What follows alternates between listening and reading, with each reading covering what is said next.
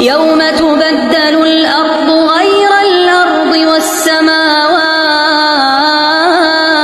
والسماوات وبرزوا لله الواحد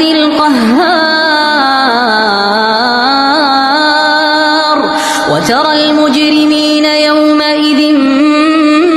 مقرنين في الأصفاد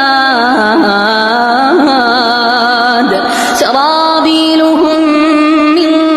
قطران